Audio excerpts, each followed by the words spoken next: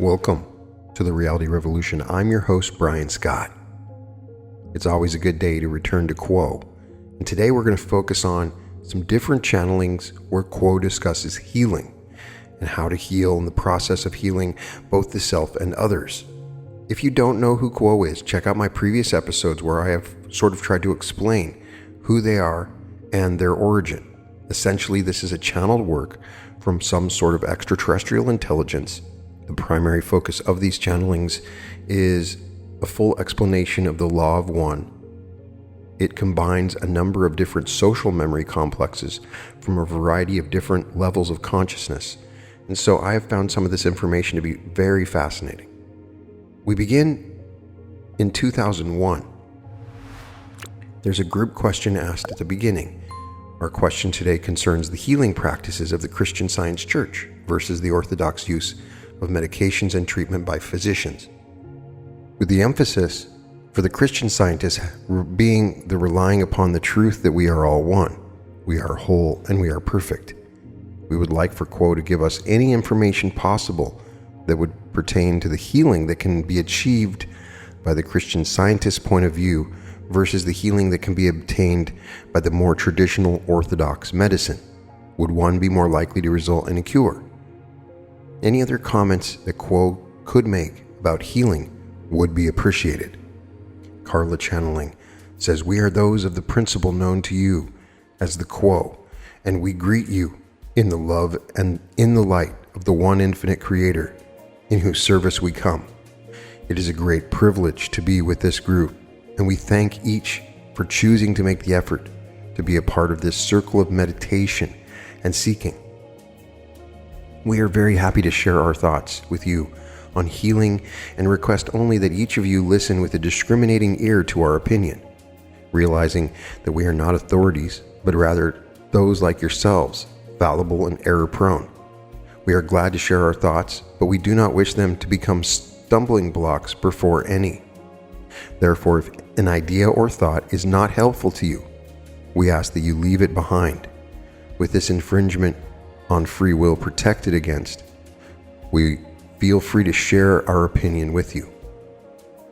The healing of the mind and body and spirit of the human animal, as this instrument would call all of you who are living in third density at this time, is often a complex project because of the fact that there are some illnesses which have components which are physical, mental, emotional, and spiritual.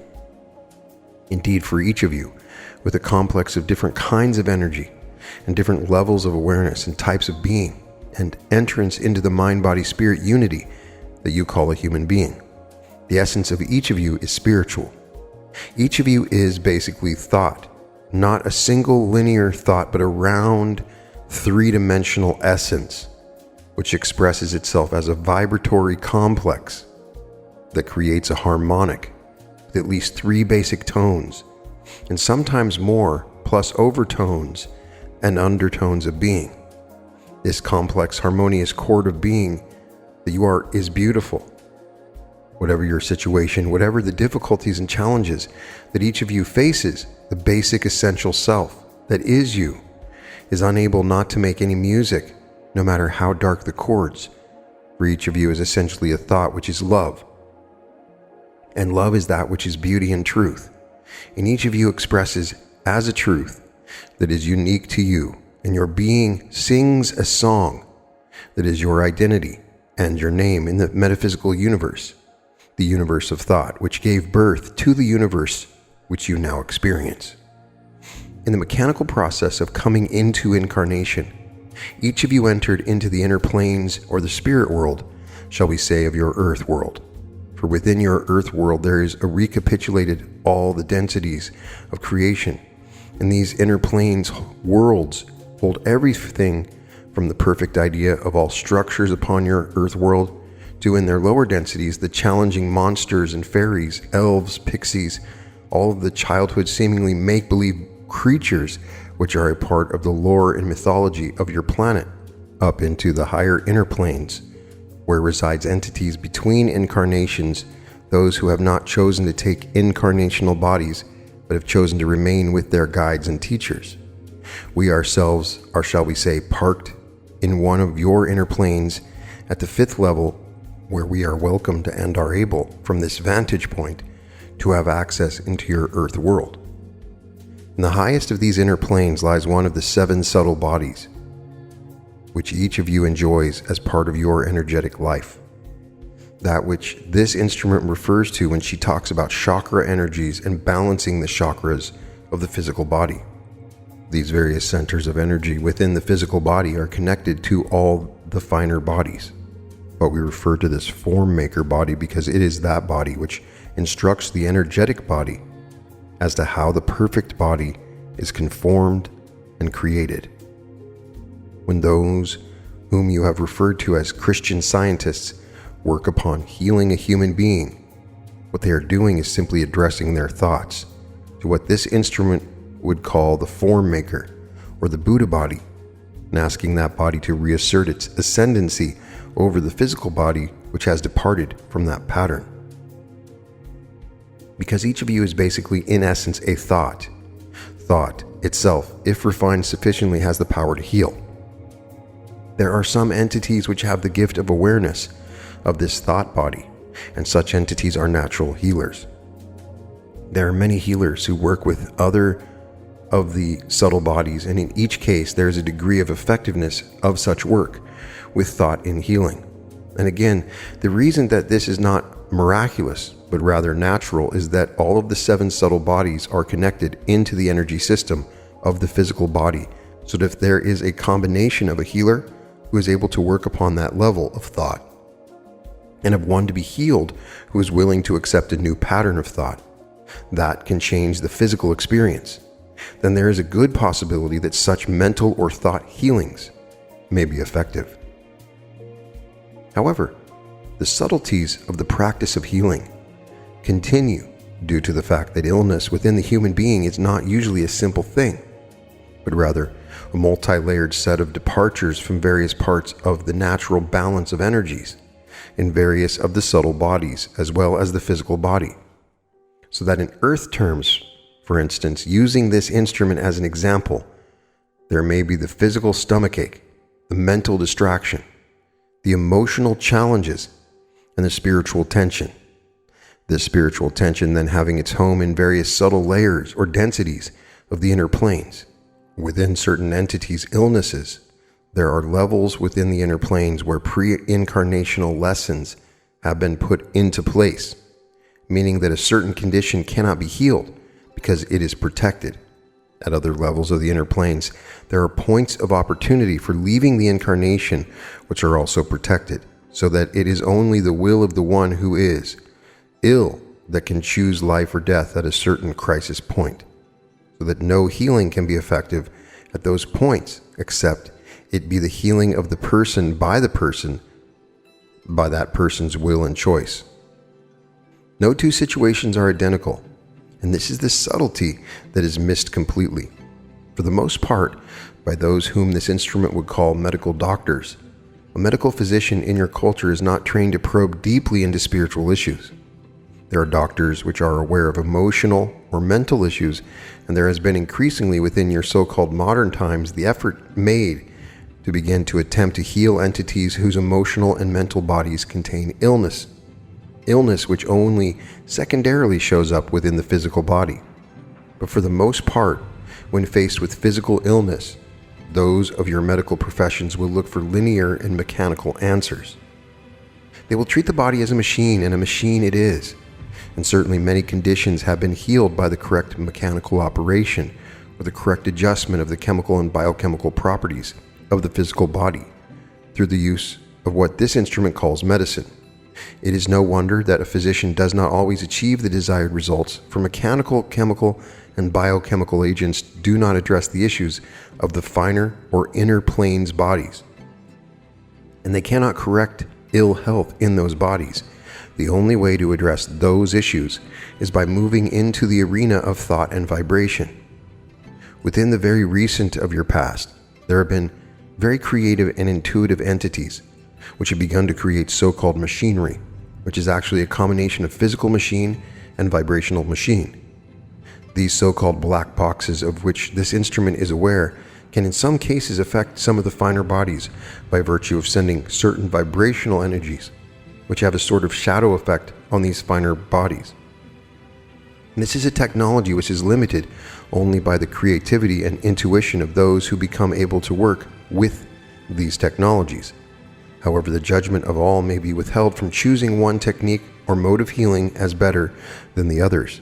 For in truth, it is rather the case that each person which is ill represents a picture that has a certain number of levels, and each level of the illness may take a different level of healing. Thusly, it may be effective to offer the surgery, medication, the use of subtle energies sent through so-called black boxes, the healing of intercessory prayer, and the healing of one who knows the truth. It may be that health will not be achieved before all of these levels of healing are employed.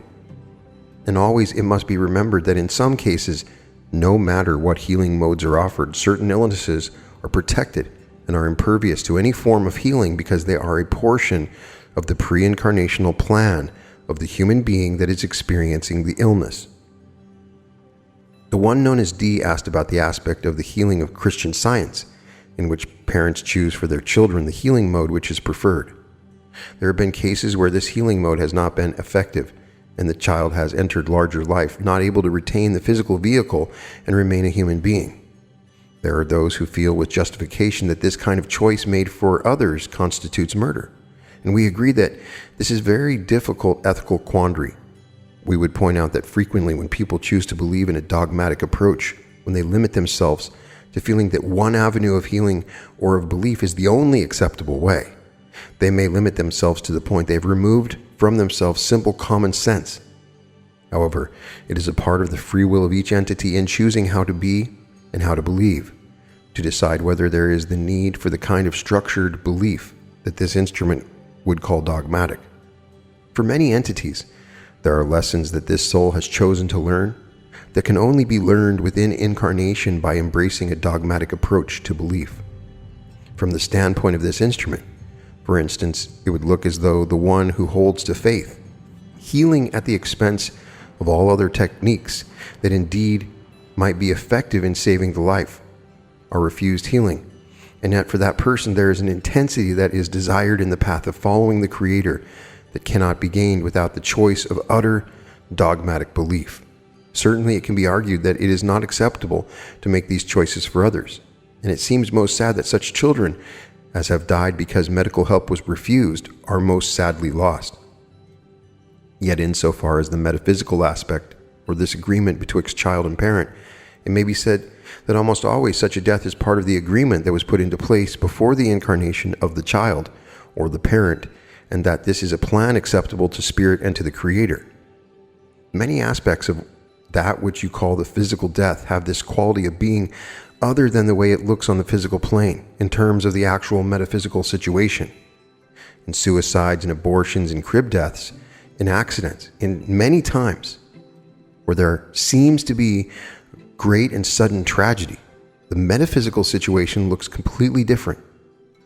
In terms of the metaphysical situation in many of these patterns, all of the actions involved have been planned as part of a pattern that has been considered helpful and useful by the soul before the incarnative pattern was begun.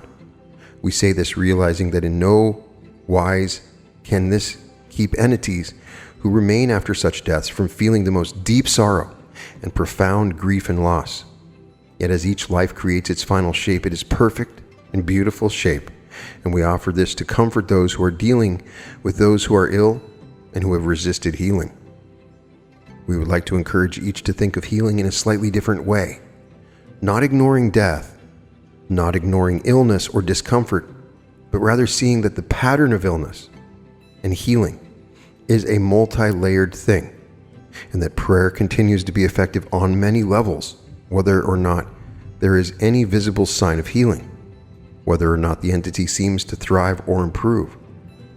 We regain use of this instrument to avoid infringing upon free will because this instrument already is aware. There have been many healings within the finer bodies of this instrument, healings of suicidal feelings and deep depression, healings of the spiritual, the emotional, and the mental bodies that have cemented this entity's energy and greatly improved this entity's quality of life without removing the physical discomfort or limitation, which is a protected aspect of this entity's situation. Each of you is able to heal. Each of you is able to work on the self, and each of you is well able to pray for others, for you are above things, creatures of thought, creatures of intention and emotion. And the great gift of the healer is the unifying of the human will and the compassion of the heart. Let us look at first at the healing of the self by the self. May we say, as an overgeneralization, that the great illness of the human spirit is a lack of forgiveness of the self. Often it does not seem to the self that it is the self that is not forgiving the self. It seems as though the lack of forgiveness were coming in from the outside. Members of the birth family, members of the marriage family, those in the work environment, the various environments of the life, always contain challenging relationships, and it may seem that it is those voices that hurt, harm, and make us ill. Yet metaphysically speaking, the great majority of pain is inflicted by the voice that one uses to talk to one's self.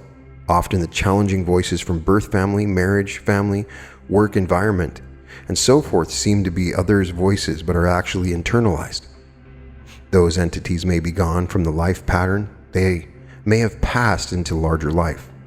They may have moved into other relationships, but within the mind, they have become adopted children of the self, and the voices then have the right to continue talking to the self in rude and unkind ways, criticizing, making fun, ridiculing, discouraging, doubting, and fearing. These voices are difficult to catch. It takes time and effort to begin to tune in to the things that are said to the self that go down into the body, the mind, and the spirit to create ill health. When you do catch yourself criticizing yourself, then it is that you have the opportunity to stop and say, wait, I would like to change that voice. I would like to encourage myself, and most of all, I would like to forgive myself. When this entity began working to forgive itself, it ran into a brick wall, and we feel that it is true of most people who began to attempt to create a spiritual practice of speaking to the self in a loving way. The problem is that part of a human being on planet Earth is being imperfect, and not just slightly imperfect, but continually and maddeningly imperfect. It is in fact your responsibility to be imperfect on planet Earth, to be confused, to be foolish, to miss signs and signals, and to remain somewhat confused at all times. This is the most beneficial atmosphere for growth, and this is the atmosphere which each of you enjoys. How can one forgive oneself when one is constantly discovering that one has once again been mistaken, been a bozo, been a fool? But here's the key. It is when you see the imperfection of the self that you may realize that you are here, not to be perfect, but to love. You are not here to love perfection, but to love. You are not here to love this and not that, but to love. And the first object of your love needs to be yourself. There's a process of falling in love with yourself, which is most salubrious and helpful, and we recommend it to each of you. When you can look yourself in the face and see every imperfection and say, I see a child of the one infinite creator and I love you. Then you've begun to forgive yourself. We recommend the attempt to do this most profoundly, for it is only when you have come into a condition of love for yourself that you can truly begin to love each other. It says in your holy works that virtue lies in loving the Creator with all of your heart, with all of your soul, with all of your mind, and all of your strength, and loving your neighbor as yourself. On these two commandments hang all of the law and the prophets. How can you love your neighbors as yourself if you do not love yourself?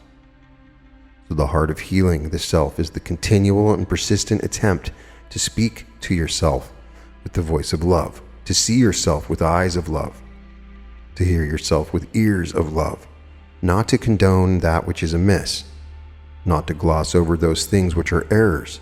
Indeed, we recommend the attempt to satisfy every obligation to correct every mistake that can be corrected, and so forth. However, beyond those attempts at restitution, it is essential to come into a state of forgiveness concerning that pattern which surrounded that particular mistake or error. To say that to the self, not, "You fool, you criminal, you've done something wrong," but to say to the self, "That was wrong, and I'm sorry.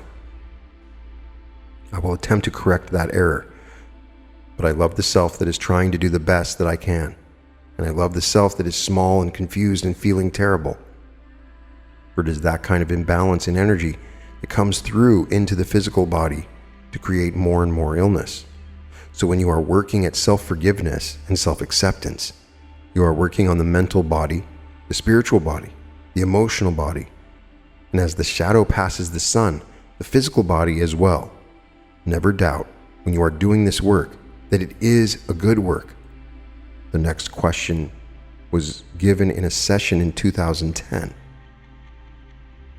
The group asked, "The question this evening has to do with prayer and sending love and light.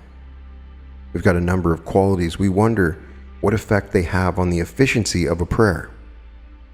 Is it better if we focus on one person or a group of people? What about the effectiveness of the intention, our emotions, and visualization? If we look at life in general as if all is one and all is well, does anyone really need prayer? What are we doing when we ask to send healing energy to another person, who is in fact the Creator, whole and perfect in truth? If they are whole and perfect, do they need prayer? Is this catalyst in their life pattern real? Is it something to be ignored or something for which to pray? Can you give us an indication as to what makes prayers effective?" Carla channeling says, "We are those known to you as the principle of Quo. Greetings in the love and the light of the one infinite Creator, in whose service we come to see you this evening. Thank you for calling us to your circle of seeking. It is our pleasure and our privilege to share our humble thoughts with you." Firstly, we would like to talk about how we see the environment of prayer. We see each of you as bodies of energy that contain all the colors of the rainbow in your energy body. Starting with red at the root chakra, which deals with sexuality and survival, moving up from the joining of the legs to the lower belly, where lies the orange chakra or energy center, which has to do with your relationship with yourself and your relationship with one other person at a time. Moving up again to the solar plexus, we see the yellow ray energy center or chakra. The yellow ray center deals with issues such as formalized marriage, work relationships, your birth family, and even the teams for which you root. All those energies are formalized, or group relationships are in the solar plexus chakra. Those lead up to the heart chakra, which is the green ray energy center. It is, of course, the all-important center. That center, which is the first energy center that when opened, enables the seeker to work with higher energies. This means that in order for you to do the work of prayer, contemplation, or many of those other occupations which deal with higher energies, it is important to keep those lower rays open so that the heart is always receiving a full dose of the infinite love light of the one Creator. Moving up again from the heart, the next energy center is the blue ray chakra, which deals with communication and compassion. Then there is at the brow level the indigo ray chakra, which deals with radiance of being. The violet ray chakra is not a chakra that does work in the sense that you would understand work of a spiritual nature.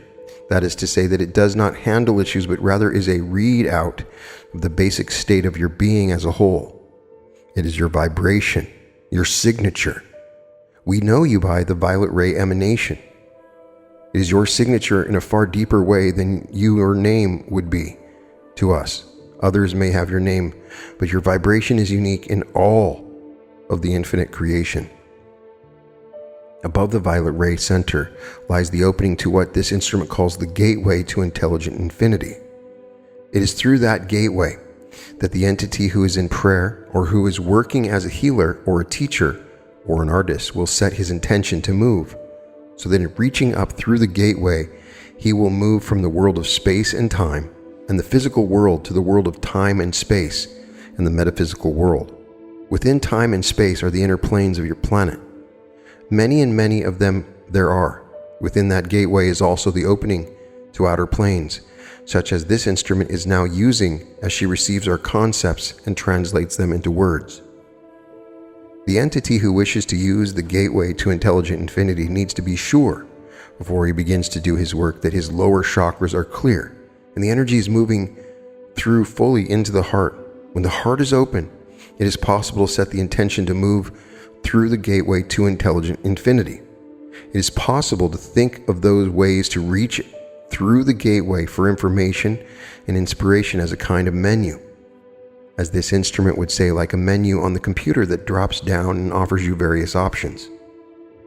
Those who wish to heal set their intention to reach through the gateway for healing energy, and that healing energy comes down through the gateway, through the violet ray to the indigo ray, and down to the blue ray, then to the green ray chakra. There it stays, for the healing energy moves through the open heart of the healer and out through the energies of that healer to do its work according to the wisdom and the love of the Spirit. It is not necessary for the healer to do anything. The healer is a kind of instrument. Therefore, all the healer needs to do is set the intention to offer itself as an instrument for healing, and the healing then moves through. The healer may lay hands on the one to be healed, yet it is not the healer's hands that are doing anything. It is the energy that is moving through the healer and out through that healer's hands. It is also not necessary to lay hands on a patient in order to heal, as the one known as S has noted. It is necessary only that the healer set its intention to open up the gateway and move through and call forth the healing energy from the one infinite creator, so it may be used as an instrument for healing. In this type of healing, the energy goes where it is needed. It needs no instruction, for it moves with the power of the Spirit.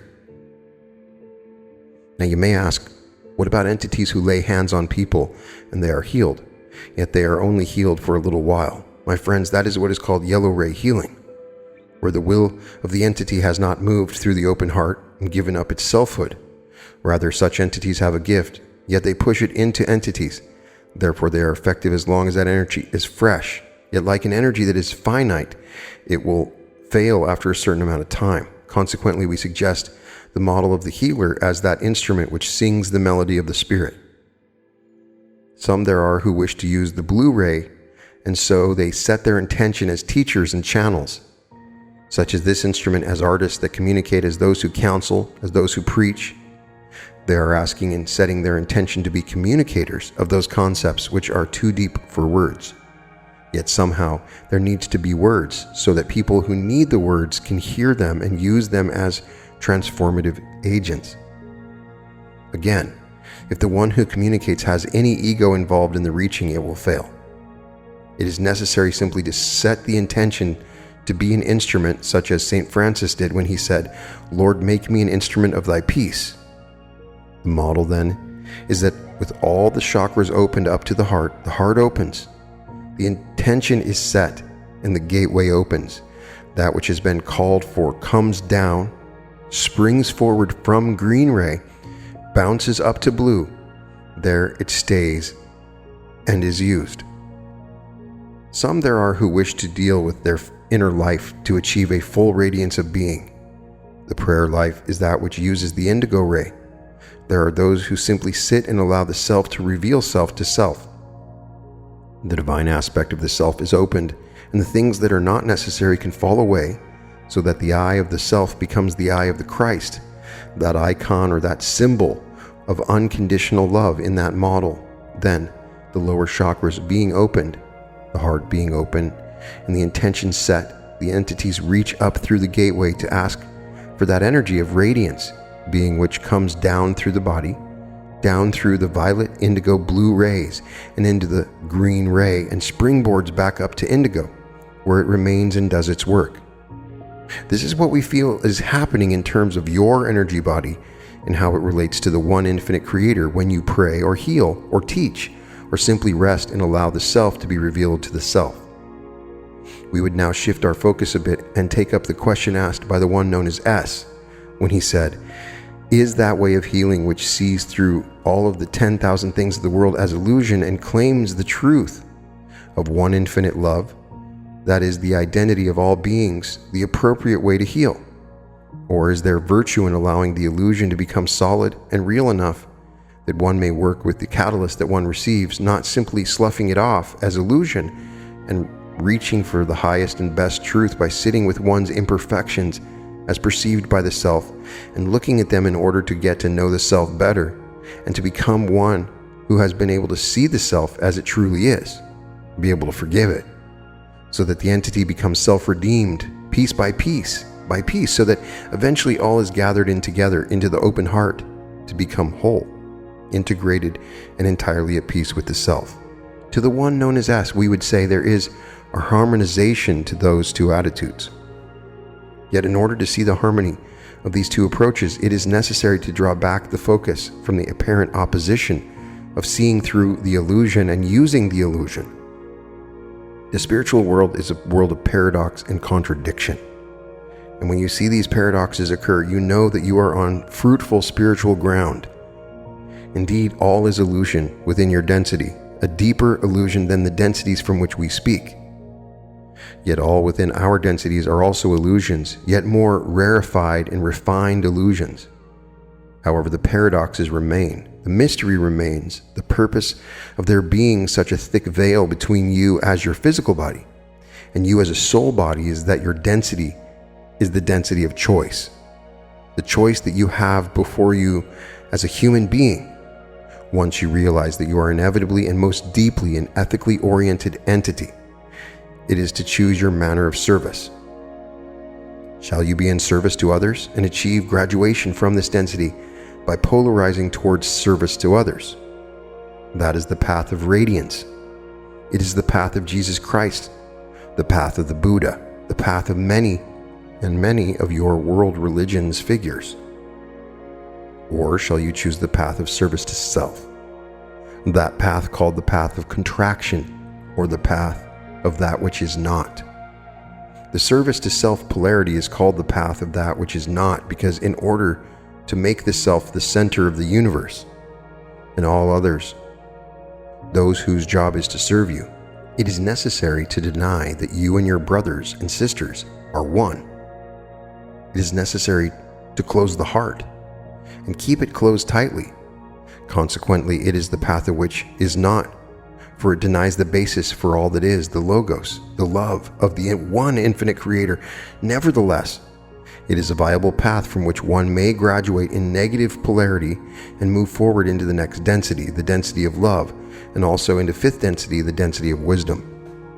The paths shall be separate, as those who seek service to others explore the love of others and the wisdom that modifies and strengthens that love, while those who seek in service to self discover more fully the love of self and the wisdom that modifies the love of self.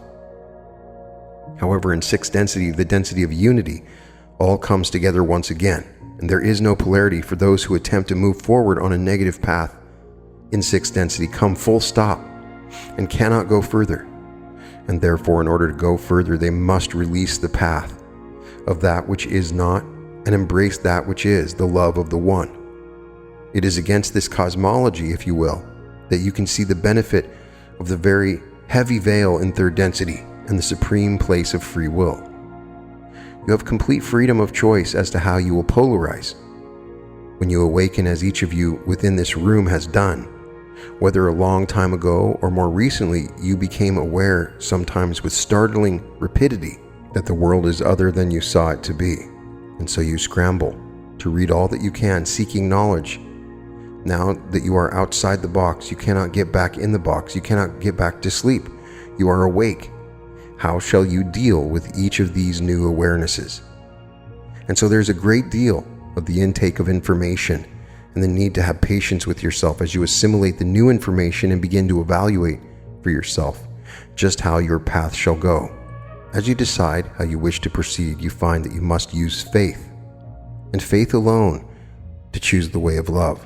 It is not obvious from outside, in that love is the nature of all things. It is not obvious from the outside in that each of you is one with all other beings and with the Creator. It is not obvious from the outside in that each of you is a person of power. Therefore, it is not at all obvious that you are an entity that wants to become responsible for how you use your personal power. None of this is obvious. None of this is provable. And what is the whole point of the veil? That is the point of the illusion, that you may use your free will to choose to leap into faith. As the one known as Kierkegaard put it, once you leap into faith and you find your footing in midair, and you are on your way. But there is indeed questioning and nervousness involved in taking that leap into midair, and it leaves behind the provable and seeable and the sensible. Moving from this path of logic, it is clear that it is useful for you to use that faith-filled attitude to look at the only thing you have within yourself to work with, your experiences. Being a person of power and having these experiences, the seeker takes the self seriously enough to gaze at that which threw him off balance during the day and to ask himself, what happened? What reveals itself to me of myself in my being triggered and being thrown off balance? Functionally speaking, it is well to do this work in order to keep the energy body open. When one digs up the memory of that which occurred this day, say for instance, someone cut you off in traffic and your energy body closed like a fist. It is normal and natural that when the physical body is jostled, there is an immediate reaction. There is startlement, there's anger. There is the shadow side floating up from its lair deep within your personality. So you look at when you have the time to contemplate it and see why you were thrown off balance, why you were triggered into shutting down your energy body. It was shut down in your red ray because of your fear concerning survival. It was shut down in your orange ray because you resented the agent of that statement and that danger. And you could not possibly open your heart to this entity until you realized what caused that moment of being off balance. Now, road rage, so-called, is such a common experience for anyone that drives. There's a great deal of opportunity to practice the realization of why that trigger happens. You have a great deal of time to practice the forgiveness of self and the forgiveness of the other self. And so gradually, as the experience happens again and again in your driving time, you begin to be able to do your work very quickly to reopen your energy body and say, there is room for you too, my friend and my brother. There's room for you too. Thusly, you are back in balance and you have expressed love in that moment. That is the goal of using the catalyst of every day and analyzing and allowing those experiences to repeat and even to intensify, so that once you see where that catalyst has come from, you may call forth the dynamic opposite of that emotion that has been triggered by the shadow side. You're not destroying the shadow side emotions as much as you're balancing it, so that you may see that where the shadow is, there is also light, and it is in perfect balance. This is the density of polarity. You are using this density when you do this technique. Now, those who look through the illusion to the truth and claim the truth are in harmony with those who are working with this polarity. They are, as the one known as S said, working from a different viewpoint. They are reaching up through the gateway to intelligent infinity, to that place where there is no polarity, where all things are one. They are holding that place and allowing the energy of the truth of unity, of unconditional love, to pour through them and out into the world. And as they are holding the one for whom they pray in their inner focus, they are giving that entity the opportunity to be bathed in that truth, and to allow that truth to reset their energy body in vibrations that are full of health and wellness. This instrument, for instance, has known of a person who asked for help from a practitioner of Christian Science. So-called, that practitioner held the truth there was no power in alcohol. The entity who asked for help was not able to stop drinking at first, but then it discovered there was no kick to the alcohol. He was not getting drunk or getting high, so he simply quit drinking of his own accord. So you see, there's great virtue in that model, which reaches from illusion to truth and then allows truth to flow through the healer's energy body and out into the world. It is as though in one technique, one were using the energy of the local world, while in the other technique, one is using the energy of the universal world. Whether the focus is within the heart or from the heart up into the metaphysical sources of inspiration and information, the result remains the same, because the heart is that place which holds space-time and time-space, the physical and the metaphysical in one location. You are in fact living locations which allow infinity and eternity to move into the local space-time everyday world. You are instruments of the divine, and through you comes the light of the world. You are the eyes of love in this world. You are the hands and the voice and the smile, the hugs of love in this world. When you are on the beam, shall we say, you are not offering them from the heart. You are offering them through your heart, so you do not run out of love. You do not run out of prayer time. You do not run out of those energies. If you called upon them as human, you would quickly and completely run dry. However, you are simply opening yourself up to be used by that energy that is unconditional love, the Logos, the Creator, the one original thought. Now let us shift focus once more, my friends, to talk briefly concerning how to pray most efficiently. Perhaps by now you might guess we would say that you have a very wide range of ways to pray, one of them not being better than another, each of them being a child of your personality, your sensibility. Prayer is a very intimate, personal thing. It is a conversation between you and the Creator. Now, the Creator does not speak in words. It is the Creator. It is that still small voice. As the Holy Bible says, His silence is thunder. And in that silence is all the information that is infinite. You receive it whole and undisturbed as you enter the silence and tabernacle with the one infinite Creator.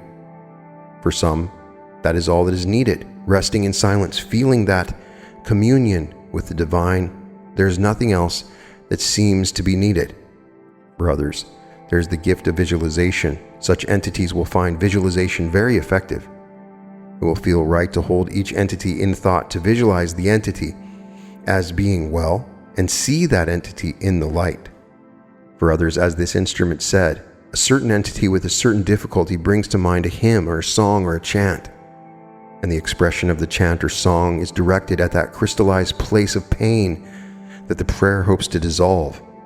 For others, there is the need for communication. There is a need for talking.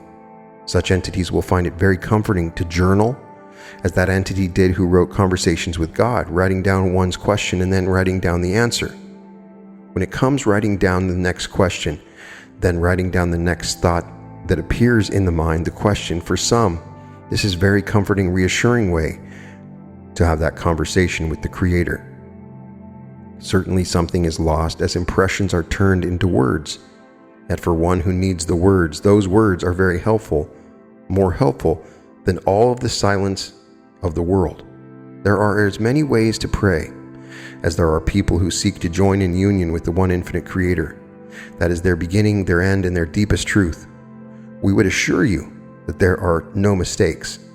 If there is an intention to pray, however you choose to pray, it will be an effective way to pray. Remember always that thanksgiving, praise, and devotion are always ways to pray, to enter the silence and to feel the union with the one that opens to you that gateway to intelligent infinity. And that concludes the few sessions I chose to read about healing. I think it's really important. We all can heal. And if you ever had the opportunity, you should try. If you have someone that you think you can heal. But remember, you're not doing the healing. You are simply becoming a conduit. You're opening the gateway to intelligent infinity, and you're calling forth the healing energies from the infinite Creator, Himself or herself. And you're bringing it through and giving it to them. If you do this and you become attuned to it, then you can be really good at it. The thing that Quo is saying is so true, that you're oftentimes not just healing a physical wound. There are levels. So when you're truly healing, make sure that you're thinking in your mind that you wish to heal all their bodies, their subconscious minds. It's really important, and I think it's one of those times now we can start to do this again. We can become adept at healing.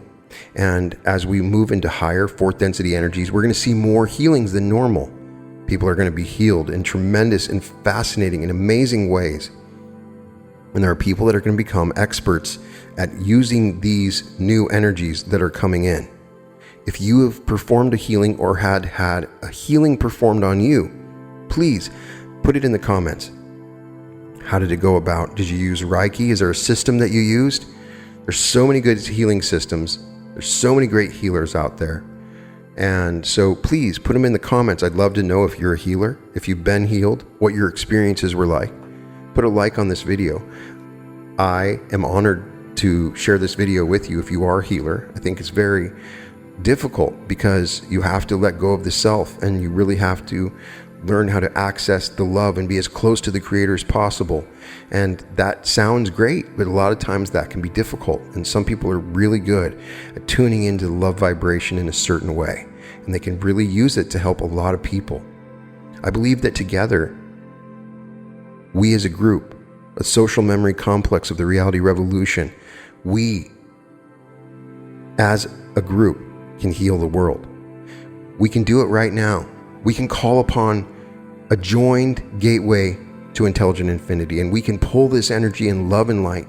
If we do this on a regular basis, sending love and light from our hearts to heal the whole world, anything is possible. Healing one person, that's great, but let's not think so small. We can be of service to this whole planet. We can heal everyone that needs to be healed, and we can do it now. Listen, soul brothers, those people out there that are sick, that are hurting, I'm sending my love and light to you. Whatever it is you're going through, I call upon all pre-incarnational contracts to be let go. I remove all blocks, all resistance to true health. And as a vessel, I send all healing energies through my heart to everyone listening that needs it. You can find all episodes of The Reality Revolution at therealityrevolution.com. And welcome to The Reality Revolution.